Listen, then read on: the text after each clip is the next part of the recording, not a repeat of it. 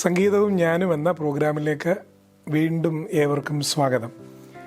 സംഗീതവുമായി ബന്ധപ്പെട്ട ജീവിതം നയിക്കുന്നവരെ നിങ്ങളുടെ മുൻപാകെ പരിചയപ്പെടുത്തുക എന്നുള്ളതാണ് ഈ പ്രോഗ്രാമിൻ്റെ ഉദ്ദേശം. ഇന്നത്തെ ഈ സെഷനിൽ നമ്മളോടൊപ്പം ആയിരിക്കുന്നത് കൃപ എലിസബത്ത് തോമസും കരുണ LC തോമസുമാണ്. മാർത്തോമാ സഭയിലെ വൈദികൻ്റെ മക്കളാണ്.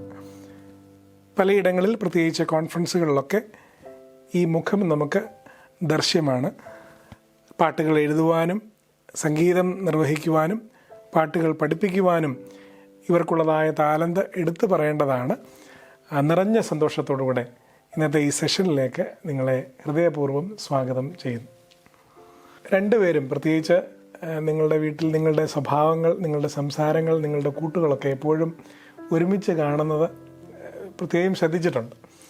അപ്പം അത്തരത്തിൽ നിങ്ങളുടെ ഓരോ ചലനങ്ങളും ഓരോ പ്രവർത്തനങ്ങളും പണ്ടും ഇന്നും ഇനി നാളെയും അങ്ങനെ ആകട്ടെ എന്ന് പ്രത്യേകം ആശംസിക്കുകയും ചെയ്യുന്നു. പാട്ടിനെക്കുറിച്ച് നമുക്ക് തുടങ്ങാം. ചെറിയ പ്രായങ്ങളിലൊക്കെ എങ്ങനെയാണ് ഈ പാട്ടിനോട് ഇത്രയും താല്പര്യം തോന്നിയത്? അല്ലെങ്കിൽ പാട്ട് ജീവിതത്തിൻ്റെ ഒരു അത്യാവശ്യ ഘടകമാണെന്നുള്ള തരത്തിലേക്കുള്ള ചിന്ത നിങ്ങളിലേക്ക് വന്നതിൻ്റെ കാരണം എങ്ങനെയാണ്? പാട്ട് പപ്പ നന്നായിട്ട് പാടും.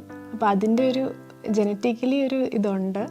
പിന്നെ അതുകൂടാതെ തന്നെ വളരെ ചെറിയ പ്രായത്തിലെ പാട്ട് പഠിപ്പിക്കുമായിരുന്നു. അപ്പം അന്ന് ഈ കാസറ്റൊക്കെ ഉള്ള സമയമായിരുന്നു. അപ്പം ഈ സൺഡേ സ്കൂളിൻ്റെ മത്സരത്തിനൊക്കെ ഇങ്ങനെ ക്രിസ്തീയത്തിലെ പാട്ടുകൾ വരുമ്പം കാസറ്റ് മേടിച്ചിട്ട് പഠിപ്പിക്കുമായിരുന്നു. അമ്മയും പപ്പായും കൂടി ഇരുന്ന് പഠിപ്പിക്കും. പിന്നെ ചെറിയ തെറ്റുകളൊക്കെ വരുമ്പം പപ്പ തന്നെ തിരുത്തി പോകുമായിരുന്നു. അപ്പോൾ ചെറുപ്പത്തിൽ തന്നെ ഒരു കോൺഫിഡൻസ് ഗെയിൻ ചെയ്തിരുന്നു പാട്ട് പറ്റും എന്നുള്ളത്. അപ്പം അതൊരു സ്ട്രെങ്ത് ആയിരുന്നു. പിന്നെ കൂടുതലായിട്ട് നമ്മുടെ സഭയുടെ പ്ലാറ്റ്ഫോംസാണ് കിട്ടിയിരുന്നത്. സൺഡേ സ്കൂളും യുവജനസഖ്യവും കോൺഫറൻസുകളും ഒക്കെയാണ് വഴിത്തിരിവുകളും നമ്മളിങ്ങനെ കൈപിടിച്ചുയർത്തുന്ന ഒരു ഘടകം. ഈ സഭയിലൂടെ വളർന്നു വന്നു എന്ന് വേണമെങ്കിൽ പറയാം. വളർന്നു വന്നു വെച്ചാൽ അങ്ങനെയല്ല, നമുക്ക് അവസരങ്ങൾ തന്നു. സന്തോഷമായിട്ട് നമുക്കത് എക്സ്പ്രസ് ചെയ്യാനുള്ള അവസരങ്ങൾ തന്നു എന്ന് പറയാം. ഈ ആരാധനാ ഗീതങ്ങൾ പ്രത്യേകിച്ച് ഈ പാട്ടിനോട് ഇഷ്ടം തോന്നാനും അല്ലെങ്കിൽ പുതിയ പാട്ടുകളൊക്കെ കമ്പോസ് ചെയ്യാനും ഒക്കെ അത് സ്വാധീനം ചെലുത്തിയിട്ടുണ്ട്. പ്രത്യേകിച്ച് ഒരു പട്ടക്കാരൻ്റെ അച്ഛൻ്റെ മക്കളായിട്ട് വളർന്ന ഒരു സാഹചര്യമാണ് നിങ്ങൾക്കുള്ളത്. അപ്പം എന്താ പറയുക, പള്ളിയിലെ ഗീതങ്ങൾ സ്ഥിരം കേട്ടുകൊണ്ടിരിക്കുന്ന ഒരു സാഹചര്യമുണ്ട്. അപ്പം അത് നിങ്ങളെ സ്വാധീനിച്ചിട്ടുണ്ടോ? ആരാധനാ ഗീതങ്ങൾ നമ്മൾ ഇപ്പം ഓരോ അവസരങ്ങളിലും ഓരോന്നാണല്ലോ. ഇപ്പോൾ ജനനപ്പെരുന്നാളിൻ്റെ സമയത്ത് ജനനപ്പെരുന്നാളിൻ്റെത് ആഴ്ചയാകുമ്പോൾ അത്.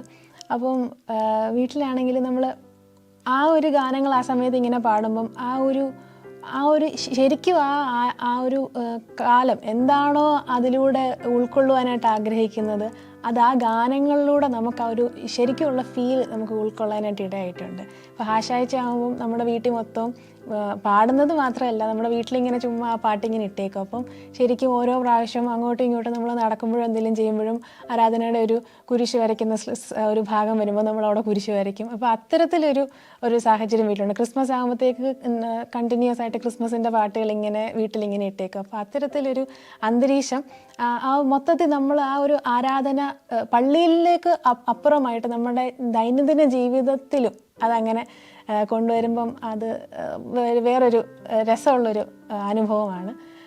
പിന്നെ അച്ഛൻ ചോദിച്ചായിരുന്നല്ലോ ഗാനങ്ങൾ എഴുതുന്നതിനെക്കുറിച്ച്. ഗാനങ്ങൾ എഴുതുന്ന സാഹചര്യങ്ങൾ വരുമ്പോൾ അത് നമ്മൾ എന്തിനു വേണ്ടിയാണ് എഴുതുന്നത് എന്നുള്ളതുണ്ട്. ചില സമയത്തൊക്കെ നമ്മൾ ചിലപ്പോൾ നമ്മുടെ മറ്റൊരാൾക്ക് അല്ലെങ്കിൽ നമ്മുടെ ജീവിതത്തിൽ ദൈവം നമുക്ക് നൽകിയ ഒരു അനുഭവത്തിൽ നിന്ന് എന്ത് മറ്റൊരാൾക്ക് കൊടുക്കാൻ സാധിക്കും, ആ ഒരു ചിന്ത ഉള്ളിൽ വെച്ചിട്ടായിരിക്കും ചിലപ്പം വരികൾ എഴുതുന്നത്. ഇപ്പം നമുക്ക് എന്തെങ്കിലും ഒരു സങ്കടം ഉണ്ടായി അല്ലെങ്കിൽ ഒരു സന്തോഷം ഉണ്ടായി, അപ്പം ചിലപ്പോൾ അത് സ്തുതിയുടെ ഗാനമായിരിക്കും, അല്ലെങ്കിൽ ചിലപ്പം എൻ്റെ ഒരു വിടുതലിൻ്റെ ഗാനമായിരിക്കും. അപ്പം നമ്മുടെ മനസ്സിലത് ചെയ്യണമെന്ന് തോന്നുമ്പം നമ്മൾ ചിലപ്പോൾ എവിടെയെങ്കിലും, ചിലപ്പോൾ ബസ്സിലായിരിക്കും, ചിലപ്പോൾ ക്ലാസ്സിലായിരിക്കും. ഞാൻ ചില സമയത്ത് എക്സാമിനിടയ്ക്ക് വരെ പെട്ടെന്ന് 2 വരിയൊക്കെ മനസ്സിലിരുന്ന് എഴുതി വെച്ചിട്ടുണ്ട്. പിന്നീട് അത് നമ്മൾ എടുക്കുമ്പോൾ പ്രയർ സോങ് ആയിട്ടൊക്കെ പാടാനൊക്കെ സ്കൂളിലൊക്കെ ശ്രമിച്ചിട്ടുണ്ട്. അപ്പം അപ്രീസിയേഷൻ കിട്ടാറുണ്ട്, മോളെ എഴുതിയതാണോ എന്നൊക്കെ ചോദിച്ചു. അപ്പം എന്താണോ നമ്മുടെ ജീവിതത്തോട് ദൈവം സംസാരിച്ചത് അത് കൊടുക്കാനായിട്ട്. ഇപ്പോൾ കോൺഫറൻസിനൊക്കെ ആണെങ്കിലും ആ തീം എന്താണോ ഉദ്ദേശിക്കുന്നത് അത് ആ കേൾക്കുന്ന ഓഡിയൻസിലേക്ക് എത്തണം. ആ ഒരു സംഭവമാണ് ഉദ്ദേശിക്കുന്നത്. ഈ ഇരട്ടകളുടെ പല പ്രത്യേകതകൾ പലപ്പോഴും പറയാറുണ്ട് അല്ലേ? അപ്പം നിങ്ങളെ സംബന്ധിച്ച് ഈ ചോദ്യം ചോദിക്കുകയാണ്, എന്താണ് നിങ്ങളുടെ ഒരു പ്രത്യേകത എന്ന് ചോദിച്ചാൽ നിങ്ങൾ എന്തുത്തരം പറയും? എവിടെ ചെന്നാലും നമുക്ക് നമ്മുടെ വീടിൻ്റെ ഒരു ഫീലാണ്. അപ്പം ഞങ്ങൾ ഇത്രയും വർഷക്കാലവും വേറെ ഫ്രണ്ട്സ് ഉണ്ട്, പക്ഷെ എന്നാലും വീടിൻ്റെ ഒരു ഫീല് എല്ലായിടത്തും. ഹോസ്റ്റലിൽ ചെന്നാലും ഞങ്ങൾ രണ്ടുപേരും ഒരു റൂമിലായിരിക്കും. അപ്പം അങ്ങനെ നമ്മളിവിടെ, അപ്പം എനിക്ക് വേറൊരു സാഹചര്യം ഉണ്ടായിട്ടില്ല. അതെനിക്കിപ്പോൾ നിങ്ങളുടെ ക്ലാസ് മുതൽ ഇപ്പം നിലവിലുള്ള ഇടം വരെ ഒരേ ബെഞ്ചിൽ. അതെ, ഇടയ്ക്ക് ഒരു സാഹചര്യത്തിൽ ഞാനൊരു 3 മാസം ആദ്യമായിട്ട് മാറി നിന്നു. അപ്പം അന്നേരം എനിക്ക് മനസ്സിലായേ കൂടെ ഉണ്ടായിരുന്നതും ഇല്ലായിരുന്നതും തമ്മിലുള്ളൊരു വ്യത്യാസം. അപ്പം അതാ ഞാൻ പറഞ്ഞത്, വീടിൻ്റെ ഒരു സാഹചര്യം തന്നെയായിരുന്നു ഞങ്ങൾക്ക്. ഈ പാട്ട് ചെയ്യുമ്പോൾ ഇങ്ങനെ എന്തെങ്കിലും കൂട്ടായ്മയുണ്ടോ, അതോ ഒറ്റയ്ക്കാണോ? അല്ല, പാട്ട് ചില സമയത്ത് ഒറ്റയ്ക്ക് എഴുതിയിട്ട് പിന്നെ പാടാൻ നേരം, അല്ലെങ്കിൽ നമ്മൾ കീബോർഡ് വെച്ച് പാടാൻ നേരം ഒന്നിച്ച് വന്ന് ചെയ്യും. കോൺഫറൻസുകളിലാണ് സാധാരണ നിങ്ങളുടെ പാട്ടുകളൊക്കെ ശ്രദ്ധിക്കപ്പെട്ടിട്ടുള്ളത്. അത്തരത്തിൽ കോൺഫറൻസിൻ്റെ തീം സോങ്ങുകളൊക്കെ ചെയ്തിട്ടുണ്ട് അല്ലേ? അപ്പം ഒരു ചെയ്തതായ ഒരു കോൺഫറൻസിൻ്റെ തീം സോങ്ങിനെ കുറിച്ച് 2019 മാർത്തോമ സ്റ്റുഡൻസ് കോൺഫറൻസ് പത്തനംതിട്ട വെച്ച് നടത്തപ്പെടുകയുണ്ടായി. അപ്പം അതിലായിരുന്നു നമ്മുടെ പാട്ട് തീം സോങ് ആയിട്ട് എടുത്തത്. അപ്പം അതും ഞാൻ മുമ്പേ പറഞ്ഞതിൻ്റെ വിട്ട്, നമ്മൾ ഈ വരികൾ എഴുതുമ്പം വെറുതെ ഒരു താളത്തിനൊരു വരിയെന്ന് ഞാൻ ഇതുവരെ അങ്ങനെ ചെയ്തിട്ടില്ല, അങ്ങനെ എനിക്ക് ചെയ്യാൻ പറ്റിയിട്ടില്ല. പക്ഷേ നമുക്ക് ഇത് ഇന്ന ആളുടെ, അല്ല കേൾക്കുന്ന ഒരാളുടെ മനസ്സിന് ഇതൊരു സാന്ത്വനമാകും. അല്ല, ഈ ഒരു ചിലത് വാക്കുകൾ മാത്രമായിരിക്കത്തില്ല, ചിലപ്പം ചില മ്യൂസിക് ട്യൂണ് പോലും നമുക്ക് മനസ്സിനതിങ്ങനെ കേൾക്കുമ്പോൾ ഒരു ആശ്വാസം നമ്മുടെ മനസ്സിന് കിട്ടും. അപ്പം അങ്ങനെയാണ് അത് എഴുതാനായിട്ട് ശ്രമിച്ചത്. അപ്പം അതിൻ്റെ വരികളും അത്തരത്തിൽ കേൾക്കുന്ന ആൾക്ക് ആ തീം മാത്രമല്ല, ജീവിതത്തിലും അത് ഒരു ഹീലിംഗ് നൽകുന്നതാകണമെന്നുള്ളൊരു ആശയം മനസ്സിൽ വെച്ചാണ്. അതിൻ്റെ വരികളൊന്ന് പറയാമോ? ഈ പാട്ടിൻ്റെ തുടക്കം തൊട്ടായിരുന്നില്ല എഴുതി വന്നത്, കോറസ് ആയിരുന്നു ആദ്യം തുടങ്ങിയത്. അപ്പോൾ അതിൻ്റെ വരികൾ ഇങ്ങനെയാണ്: മഷിഹായെ നിറവായി നീ, അരികിൽ നിനവായി നീ, നിറയൂ മനസ്സിൻ്റെ നനവായി, നിൻ മാർവിൽ തല ചായ്ക്കാൻ, നിന്നിൽ നീതിയിൻ മധുരം നുകരുവാൻ. അപ്പോൾ അങ്ങനെയാണ് അതിൻ്റെ കോറസ്. അപ്പോൾ അതെനിക്ക് തോന്നിയിട്ടുണ്ട്, മഷിഹായ എന്നുള്ളൊരു വിളി തന്നെ നമ്മുടെ ഉള്ളിൽ നിന്ന് വരുന്നൊരു പ്രാർത്ഥനയായിരിക്കും. എൻ്റെ മഷിഹായ എന്ന് വിളിക്കുമ്പോൾ അത് നമ്മുടെ ഉള്ളിൽ നിന്ന് വരും. ദൈവമേ, ഒരു നമ്മുടെ ശരിക്കും നമ്മുടെ ക്രൂശിലെ, അതെ അതെ അതെ കൂടെ നിൽക്കുന്ന ദൈവസാന്നിധ്യം എന്ന് പറയില്ല, അതൊന്ന് അനുഭവിക്കാനായിട്ട് എനിക്ക് ആ ഒരു വരി എനിക്ക് ഇടയായിട്ടുണ്ട്. അപ്പോൾ അതിൽ നിന്നാണ് പിന്നെ ബാക്കി ആ ഒരു മഷിഹായ എന്നുള്ള വിളിയിൽ നിന്നാണ് ബാക്കി ലൈൻസ് എല്ലാം രൂപപ്പെടുത്തിയെടുത്തത്. ഈ പാട്ട് പഠിപ്പിച്ച സന്ദർഭങ്ങളിൽ, പ്രത്യേകിച്ച് പഠിപ്പിച്ച എല്ലാവരും കൂടെ ചേർന്ന് പാടി. അപ്പോൾ അത് കഴിഞ്ഞ് ഈ പാട്ടിനെ കുറിച്ച് പാട്ട് പാടിയവർ, അന്ന് അവിടെ പാടിയവരായിട്ടുള്ള ആൾക്കാർ എന്തെങ്കിലും ഷെയർ ചെയ്യാൻ ശ്രമിച്ചിട്ടുണ്ടോ? അത് എൻ്റെ ജീവിതത്തിൽ എനിക്ക് കിട്ടിയ വലിയൊരു അനുഭവമായിരുന്നു. അത് ശരിക്കും ദൈവത്തിന് ഞാൻ ഒത്തിരി നന്ദി പറയുന്നുണ്ട്. കാരണം ഈ ഒരു പാട്ട് പാടിക്കഴിഞ്ഞ ശേഷം എനിക്ക് അത് കുറച്ച് പേരൊന്നുമല്ല, എനിക്കൊന്ന് അവിടെ ഉണ്ടായിരുന്ന ഒരു 80% അല്ലെങ്കിൽ അത് കൂടുതലിനെ പറയാൻ പറ്റുള്ളൂ, എല്ലാവരും വന്നിട്ട് പറഞ്ഞു അർത്ഥമുള്ളൊരു പാട്ടാണ്, അല്ലെ ആ വരികൾ ഞങ്ങളുടെ ഹൃദയത്തെ സ്പർശിച്ചു. ഈ പാട്ട് എഴുതിയപ്പോഴും ഞാൻ മുട്ടേ നിന്ന് പ്രാർത്ഥിച്ചുകൊണ്ടാണ് ഈ പാട്ട് എഴുതിയത്. അപ്പോൾ എനിക്ക് ആ ഒരു ദൈവത്തിൻ്റെ ഒരു അത് ആൾക്കാർ വന്ന് പറഞ്ഞപ്പം ദൈവം എന്താണോ അതിലൂടെ ഉദ്ദേശിച്ചത് അത് നടന്നല്ലോ, അങ്ങനെ ഒരു ദൈവത്തിന് നന്ദി പറയാനായിട്ട് ഇടയായി. അത് വലിയൊരു അനുഗ്രഹമായിരുന്നു. ആ 4 ലൈൻ ഒന്ന് പഠിക്കും, നിങ്ങൾ രണ്ടുപേരും കൂടെ പഠിക്കൂ. മഷിഹായേ നിറവായി നീ, അരികിൽ നിനവായി നീ, നിറയൂ മനസ്സിൻ്റെ നനവായി, നിൻ മാർവിൽ തല ചായ്ക്കാൻ, നിന്നിൽ നീതിൻ മധുരം നുകരാൻ. നല്ലൊരു ഫീലുണ്ട്. ഇങ്ങനെ ട്യൂൺ എങ്ങനെ ഫെമിലിയറും അല്ലല്ലോ, സാധാരണ കേൾക്കുന്ന ഒരു ട്യൂണും അല്ല. അതെ, അതാ ഞാൻ മുമ്പ് പറഞ്ഞു, നമുക്ക് എവിടെയെങ്കിലും ഒരു ട്യൂൺ ഇങ്ങനെ മനസ്സിൽ വരുമ്പോൾ ചിലപ്പോൾ ആ മ്യൂസിക് ഹീലാവും നമുക്ക് തോന്നുമ്പോൾ അതിൽ നിന്ന് നമ്മളിങ്ങനെ എടുത്തു വരുന്നത് നന്നായിരിക്കുന്നു. അപ്പോൾ ഈ പാട്ട് നിങ്ങൾ പാടുന്നത് തുടക്കം മുതൽ അവസാനം വരെ നമുക്കൊന്ന് കേൾക്കുകയും ചെയ്യാം.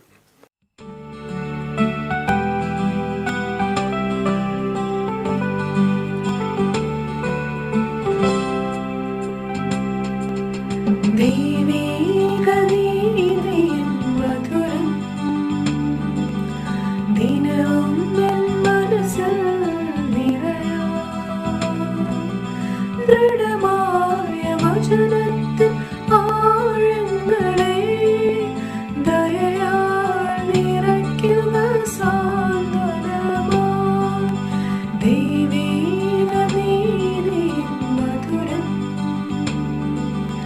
ദിനവും എൻ മനസ്സിൽ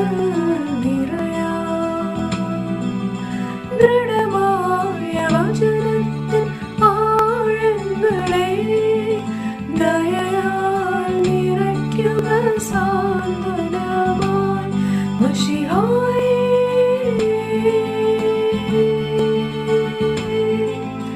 നിറവായി നീ അരികിൽ നിനവായി നീ നിറയൂ മനസ്സിന്റെ നനവായി നിൻ മാർവിൽ തലചായ്ക്കാൻ നിന്നിൽ നീതിൻ മധുരം നുകരാൻ.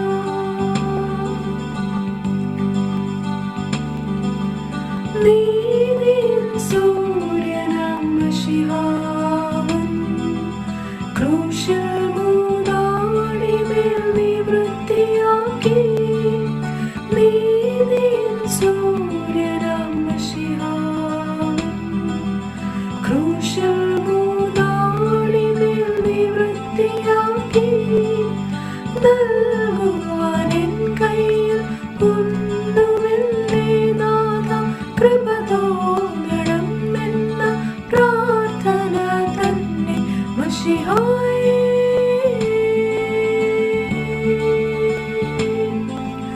നിറവായി നീ അരികിൽ നിനവായി നീ നിറയൂ മനസ്സിന്റെ നനവായി നിൻ മാർവിൽ തലചായ്ക്കാൻ നിന്റെ നീതിൻ മധുരം നുകരാൻ.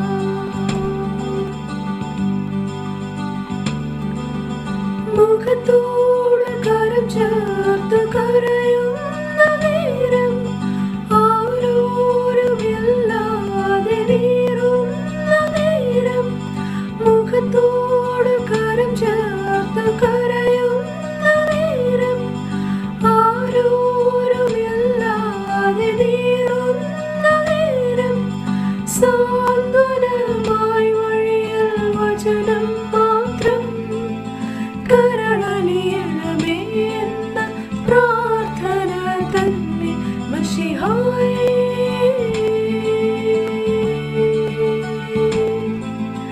നിറവായി നീ അരികിൽ നിനവായി നീ നിറയൂ മനസ്സിന്റെ നനവായി നിൻ മാർവിൽ തലചായ്ക്കാൻ നിന്നിൽ നീതിൻ മധുരം നുകരാൻ. രണ്ടുപേരും പാട്ട് എഴുതുന്നവരാണെന്നാണ് എൻ്റെ ഒരു തോന്നലാണോ? ഞാൻ ഒരെണ്ണം എഴുതിയിട്ടുണ്ട്. ഒരു പാട്ട് എഴുതിയിട്ടുണ്ട്. ഓക്കെ, കുറേ പാട്ടുകൾ ചെയ്യാൻ ശ്രമിച്ചിട്ടുണ്ട്. ഈ എഴുതിയ പാട്ടുകൾക്കൊക്കെ ദൈവവചനം, വേദപുസ്തകം സ്വാധീനം ചെലുത്തിയിട്ടുണ്ടോ? വേദപുസ്തകത്തിൻ്റെ വാക്യങ്ങൾ അതിൽ ഉപയോഗിക്കാൻ ശ്രമിച്ചിട്ടുണ്ടോ? അത്തരത്തിൽ എന്താണ് അഭിപ്രായം? വേദപുസ്തകം സ്വാധീനിച്ചിട്ടുണ്ടോ എന്ന് ചോദിച്ചാൽ തീർച്ചയായിട്ടും ഉണ്ട്. പക്ഷേ വേദപുസ്തകത്തിൻ്റെ വാക്യങ്ങളൊന്നും ഞാൻ അങ്ങനെ എഴുതാനും ഒന്നും ശ്രമിച്ചിട്ടില്ല. പക്ഷെ വേദപുസ്തകത്തിൽ എന്ന് പറഞ്ഞാൽ നമ്മുടെ സുവിശേഷ ഭാഗങ്ങളിലെ ഓരോ ബൈബിൾ പോർഷൻസ് ഉണ്ടല്ലോ, ഓരോ സംഭവ കഥകൾ, അതിൽ നമുക്ക് ജീവിതത്തിനോട് ഇപ്പം ചുങ്കക്കാരനായ സക്കായി അല്ലെങ്കിൽ പാപിനിയായ സ്ത്രീ, അപ്പോൾ അവരുടെ ഒരു രക്ഷയുടെ അനുഭവം, അങ്ങനെയൊക്കെ നമുക്ക് അതിൽ നിന്ന് യേശുക്രിസ്തു എന്താണോ പറയാനായിട്ട് ശ്രമിച്ചത്, അല്ലെ നല്ല വിത്തിൻ്റെ ഉപമകൾ, അതിൽ നിന്ന് നമുക്ക് കിട്ടുന്ന ആശയങ്ങളാണ് ഗാനങ്ങളുടെ വരികളിൽ കൊണ്ടുവരാനായിട്ട് ശ്രമിച്ചിട്ടുള്ളത്. പാട്ട് എഴുതുക എന്ന് പറയുന്നത് പോലെ തന്നെ എഴുതുമ്പോൾ സാഹിത്യപരമായിട്ടും എന്തെങ്കിലും പറയാൻ പറ്റുന്നവരാണ് എന്നാണ് എനിക്ക് തോന്നുന്നത്, അല്ലേ? അപ്പം നിങ്ങൾ അങ്ങനെ ദൈവവചനം പ്രസംഗിക്കുവാനായിട്ട് അല്ലെങ്കിൽ അത് സാക്ഷ്യം പറയുവാനായിട്ടുള്ളതായ അവസരങ്ങളൊക്കെ നിങ്ങൾക്ക് ലഭിക്കുമ്പോൾ പാട്ട് മാത്രമാണോ, പ്രസംഗത്തിലൂടെയും നിങ്ങളത് പ്രയോജനപ്പെടുത്താൻ ശ്രമിച്ചിട്ടുണ്ടോ?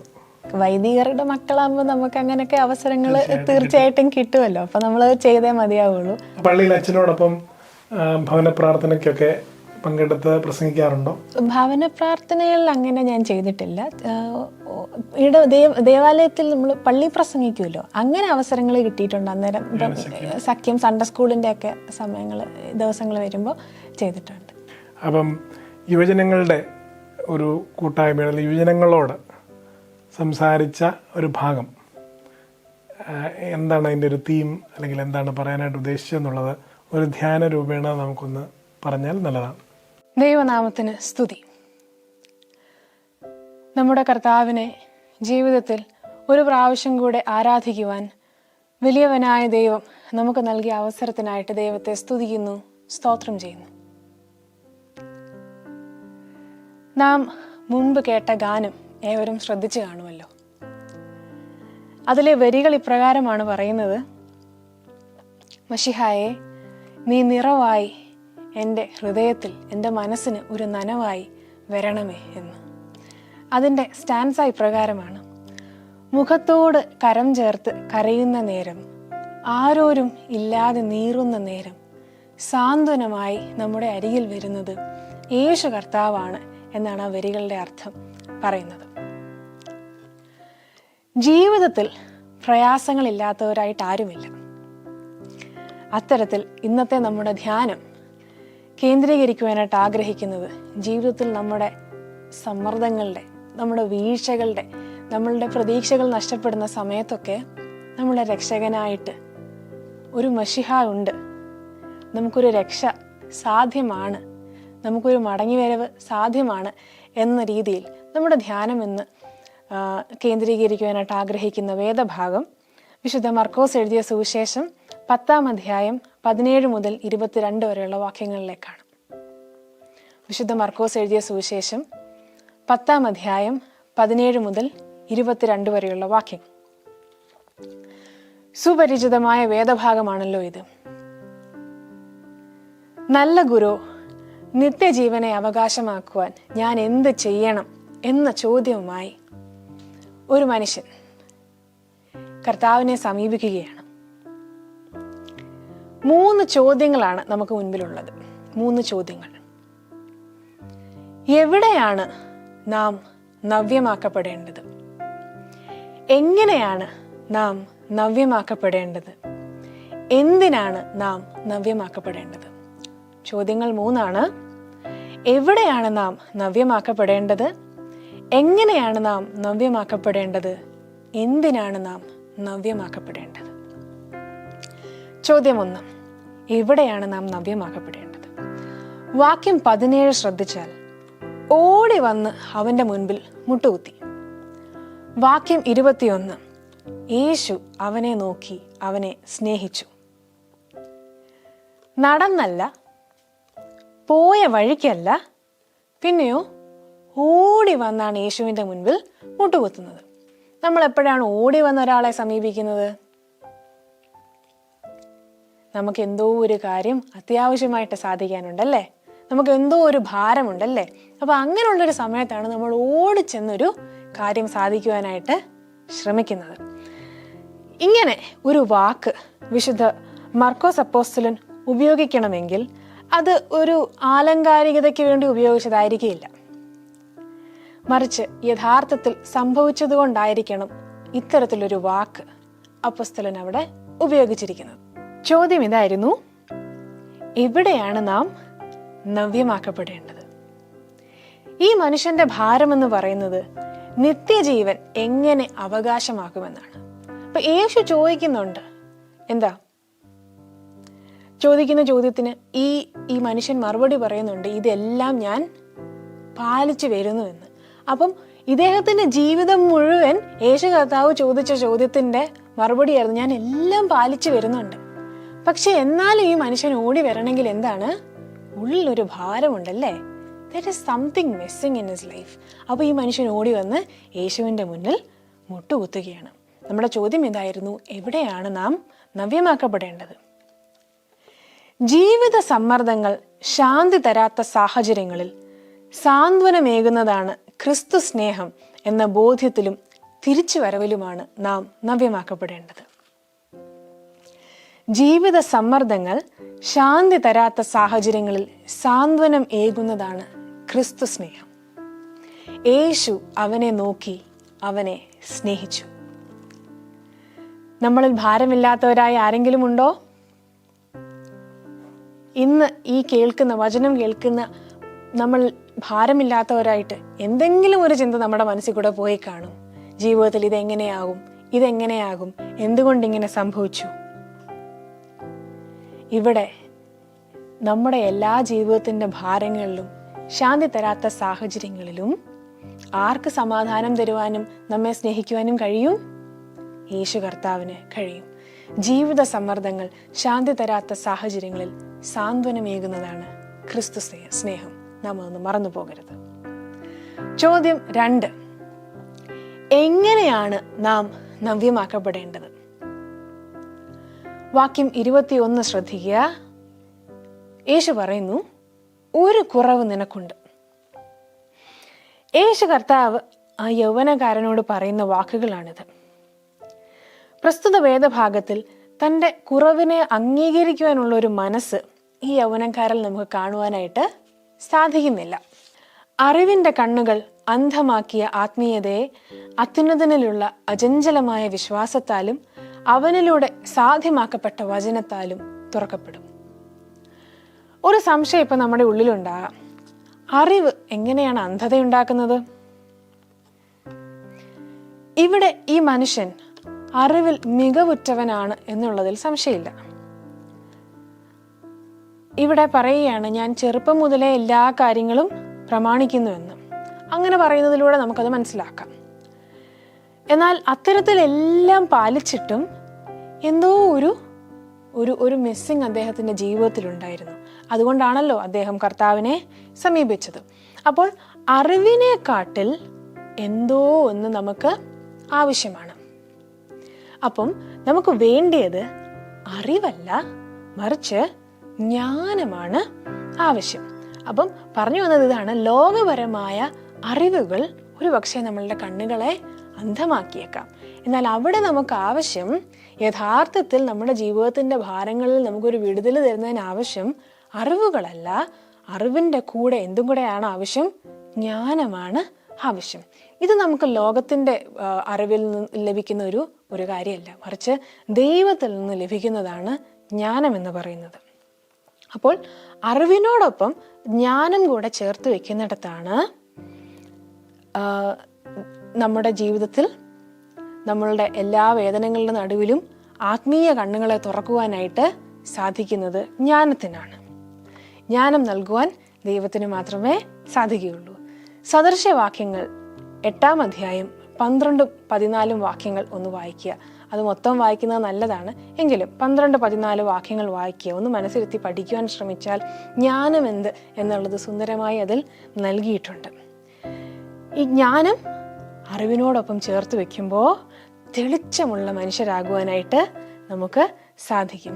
നമ്മുടെ പ്രാർത്ഥനകളിൽ ദൈവമേ എന്നെ രക്ഷിക്കണമേ എന്നുള്ള പ്രാർത്ഥനയ്ക്ക് അപ്പുറമായി ദൈവമേ എനിക്ക് ജ്ഞാനം തരണമേ, ദൈവമേ എനിക്ക് വിവേകം തരണമേ, ദൈവമേ എനിക്ക് സൽബുദ്ധി തരണമേ, ദൈവമേ പരിശുദ്ധാത്മാവിനാൽ എന്നെ നിറയ്ക്കണമേ, ദൈവകൃപ എനിക്ക് തരണമേ, ഇത്തരത്തിലുള്ള പ്രാർത്ഥനകളും കൂടെ ചേർക്കുമ്പോൾ ക്രമേണ ദൈവത്തിൽ നിന്ന് ജ്ഞാനം, പരിജ്ഞാനം എന്നിവ നമുക്ക് ലഭിക്കുകയും നമ്മുടെ ബുദ്ധിയെ ദൈവീക പ്രകാശത്താൽ നിറയ്ക്കുവാനായിട്ടും സ്വർഗത്തിലെ ദൈവം സഹായിക്കും. അപ്പോൾ അറിവിൻ്റെ കണ്ണുകൾ അന്ധമാക്കിയ ആത്മീയതയെ അത്യുന്നതനിലുള്ള അചഞ്ചലമായ വിശ്വാസത്താലും അവനിലൂടെ സാധ്യമാക്കപ്പെട്ട വചനത്താലും തുറക്കപ്പെടും. ചോദ്യം 3, എന്തിനാണ് നാം നവ്യമാക്കപ്പെടേണ്ടത്? വാക്യം 21 ഇങ്ങനെ പറയുന്നു, പിന്നെ വന്ന് എന്നെ അനുഗമിക്കാം. അതെ, കർത്താവിന് നമ്മെ കൊണ്ട് ആവശ്യമുണ്ട്. ലൗകിക പ്രതിഫലം ഇച്ഛിക്കാതെ സ്വർഗീയ പ്രതിഫലമാകുന്ന നിത്യജീവൻ ലാക്കാക്കി ക്രിസ്തുവിനായിട്ട് ഓടുവാൻ നാം വിളിക്കപ്പെട്ടിരിക്കുന്നു എന്ന മനസ്സിലാക്കലും രൂപാന്തരപ്പെടുത്തലുമാണ് നാം നവ്യമാക്കപ്പെടേണ്ടത്. അതിനായിട്ടാണ് നാം നവ്യമാക്കപ്പെടേണ്ടത്. ലൗകിക പ്രതിഫലം ഇച്ഛിക്കാതെ സ്വർഗീയ പ്രതിഫലമാകുന്ന നിത്യജീവൻ ലാക്കാക്കി ക്രിസ്തുവിനായി ഓടുവാൻ നാം വിളിക്കപ്പെട്ടിരിക്കുന്നു. എനിക്ക് ദൈവം നൽകിയിരിക്കുന്ന സേവന രംഗം അപ്രധാനമാണല്ലോ. ആരും അറിയാത്ത ജീവിതം നയിച്ച് ആയുസ് അവസാനിപ്പിക്കേണ്ടി വരുമല്ലോ. ഇങ്ങനെയൊക്കെ ചിന്തിച്ച് ഭാരപ്പെടുന്നവരായിരിക്കും നമ്മിൽ ചിലരെല്ലാം. പക്ഷേ ദൈവത്തോട് ചേർന്ന് അപ്രധാനമായ സേവന രംഗത്ത് പ്രവർത്തിക്കുന്നതാണ് ദൈവത്തെ കൂടാതെ പ്രശസ്തമായ രംഗങ്ങളിൽ പ്രവർത്തിക്കുന്നതും നല്ലത്. ദൈവത്തോട് ചേർന്ന് വളരെ അപ്രധാനമെന്ന് ലോകം കരുതുന്ന കാര്യങ്ങൾ ചെയ്യുന്നത് ദൈവ സാന്നിധ്യം അവഗണിച്ചുകൊണ്ട് നമ്മൾ വലിയ കാര്യങ്ങൾ ചെയ്യാൻ ശ്രമിക്കുന്നതിലും നല്ലതാണ്. അത് മഹത്വകരമാണ്. എവിടെ നാം പ്രവർത്തിക്കുന്നു എന്നുള്ളതല്ല, എങ്ങനെ പ്രവർത്തിക്കുന്നു എന്നുള്ളതാണ് പ്രധാനം. അത്തരത്തിൽ ജീവിത സമ്മർദ്ദങ്ങൾ, ശാന്തി തരാത്ത സാഹചര്യങ്ങളിൽ സാന്ത്വനമേകുന്ന ക്രിസ്തു സ്നേഹത്തിലേക്ക് തിരിയുവാനും അറിവിൻ്റെ കണ്ണുകൾ അന്ധമാക്കിയ ആത്മീയതയെ അത്യുന്നതനിലുള്ള അചഞ്ചലമായ വിശ്വാസത്താലും അവനിലൂടെ സാധ്യമാക്കപ്പെട്ട വചനത്താലും തുറക്കുവാനും ലൗകിക പ്രതിഫലം ഇച്ഛിക്കാതെ സ്വർഗീയ പ്രതിഫലമാകുന്ന നിത്യജീവൻ ലാക്കാക്കി ക്രിസ്തുവിനായി ഓടുവാനും ദൈവം നമ്മെ ഏവരെയും സഹായിക്കട്ടെ. ദൈവം നമ്മെ സഹായിക്കട്ടെ. ക്രിസ്തീകരണത്തിലെ പാട്ടുകളൊക്കെ നിങ്ങൾ പാടാറുണ്ട്. അപ്പോൾ ഒരു ചോദ്യം ചോദിക്കുകയാണ്, ഏറ്റവും ഇഷ്ടമുള്ള പാട്ട്, മനസ്സിൽ ഓർമ്മ വരുന്ന പാട്ട് ഏതാണ് നിങ്ങളോട് ചോദിച്ചാൽ നിങ്ങൾ എന്തായിരിക്കും ഉത്തരം പറയും? ഇന്ന് നീ ഒരിക്കൽ കൂടെ എന്നുള്ളൊരു ഗാനം ഇഷ്ടമാണ്. അതിൻ്റെ ഒരു അർത്ഥം നമുക്ക് വളരെ ഹൃദയമാണല്ലോ. അപ്പം അത് ഞങ്ങളെ സ്വാധീനിച്ചിട്ടുള്ളൊരു ഗാനമാണ്. ഓക്കെ, അപ്പോൾ ആ പാട്ട് നിങ്ങളൊന്ന് ആദ്യത്തെ ചരണമൊന്ന് പാടിയാൽ നല്ലതാണ്. ഇന്നു നീ ഒരിക്കൽ കൂടി ദൈവവിളി കേട്ടല്ലോ, രക്ഷിതാവു സ്നേഹത്തോടെ കാത്തിരിക്കുന്നുണ്ടല്ലോ. ഇന്നു തന്നെ യേശു നിന്നെ രക്ഷിപ്പാനായി കാക്കുന്നു. ഭയം വേണ്ട, ശങ്കിക്കേണ്ട, വാവങ്കൽ നീന്നു. ഏത് സമയത്തും നിങ്ങളെ കാണുമ്പോഴുള്ള ഒരു പ്രത്യേകത നിങ്ങളുടെ പുഞ്ചിരിയാണ്. അതെല്ലാവർക്കും ഇഷ്ടപ്പെടുന്ന ഒരു കാര്യമാണ്. ഇന്നത്തെ ഈ സെഷനിൽ ആ ഒരു പുഞ്ചിരിയും ഞങ്ങൾക്ക് ലഭിച്ചു. നന്നായി പാടി.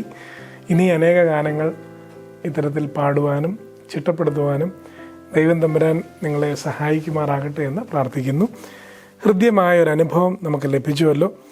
പുഞ്ചിരി നിറഞ്ഞ മുഖം കൊണ്ട് ഇന്ന് ഈ പ്രോഗ്രാം കാണുവാനിടയായ എല്ലാവർക്കും അത്തരത്തിലുള്ള നല്ല സന്തോഷം പ്രിയ കരുണയിൽ നിന്നും കൃപയിൽ നിന്നും ലഭിച്ചു. ഏവർക്കും ഇത് ആശ്വാസകരമാകട്ടെ എന്ന് പ്രത്യേകമായിട്ട് പ്രാർത്ഥിക്കുന്നു.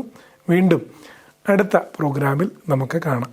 ദൈവം നമ്മളെ എല്ലാവരെയും അനുഗ്രഹിക്കുമാറാകട്ടെ.